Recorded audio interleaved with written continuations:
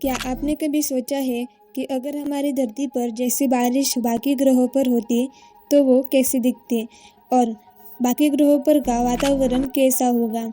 सोचिए, अगर किसी ग्रह पर आसमान से पानी नहीं बल्कि हीरे बरसते हो या फिर किसी और जगह एसिड की बारिश होती हो तो सुनने में कितना अजीब लगता है ना।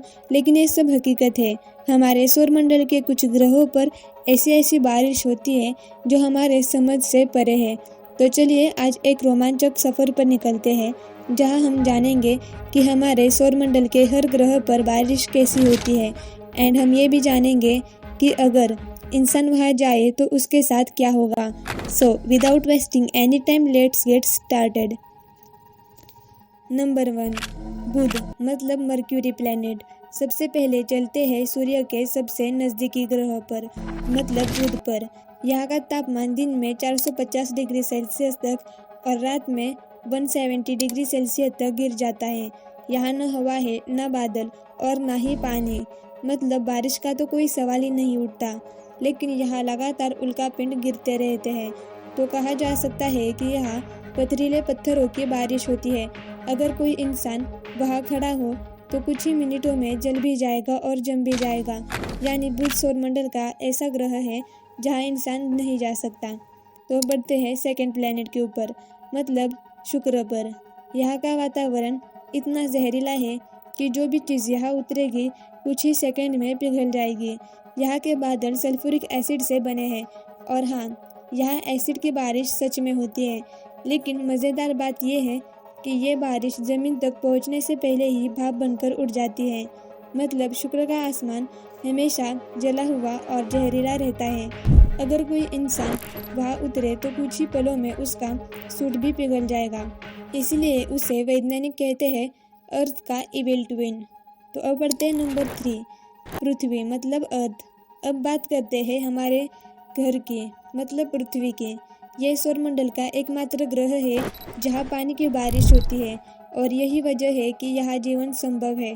बारिश हमारे लिए आम चीज़ लगती है, लेकिन सोचिए अगर धरती पर तेजाब या पत्थर की बारिश होती तो जीवन कभी जन्म ही नहीं लेता। हम कितने खुशकिस्मत हैं कि हमारे ग्रह पर पूरी तरह संतुलित वातावरण है। लेकिन यहाँ सबसे ज़्यादा पोल्यूशन की प्रॉब्लम है। तो अगर हम लोग जितना हो सके उतना पेड़ लगाओगे तो 100% पोल्यूशन कम हो जाएगा। तो अब बढ़ते हैं नंबर 4 प्लैनेट मतलब मंगल। अब चलते हैं उस ग्रह पर जहाँ इंसान कदम रखने का सपना देख रहा है मतलब मंगल ग्रह। यहाँ का वातावरण बेहद पतला है, इसीलिए पानी की बारिश नहीं होती। लेकिन कभी कभी तापमान गिरने पर बर्फ़ के क्रिस्टल्स आसमान से झरते हैं, बिल्कुल जैसे लाल आसमान में सफ़ेद धूल उड़ रही हो। यहाँ दिन और रात का तापमान धरती से कहीं ज़्यादा बदलता है, दिन में 30 डिग्री सेल्सियस और रात में 140 डिग्री सेल्सियस तक। और मज़े की बात यह है कि यहाँ अगर आप 100 किलो के हैं तो आपका वज़न मंगल पर 38 किलो रहेगा। अब सोचिए मंगल पर चलना कितना हल्का लगेगा। नंबर 5 शनि मतलब सैटर्न। अब आते हैं सौरमंडल के सबसे खूबसूरत ग्रह यानी शनि पर। इसके चारों तरफ फैली रिंग्स दिखने में जितनी सुंदर है उतनी ही रहस्यमय भी है। यहाँ वैज्ञानिकों ने पाया है कि ऊंचाई पर मीथेन गैस बिजली से टकराती है जिससे कार्बन क्रिस्टल्स बनते हैं और जब ये नीचे गिरते हैं तो हीरे में बदल जाते हैं। यानी शनि पर हीरों की बारिश सच में होती है। बस अफसोस ये है कि वहाँ पहुँचने से पहले ही कोई भी चीज़ गैस और तूफानों में टूट जाएगी। तो जो सपना है वो सिर्फ दूर से ही अच्छा लगता है।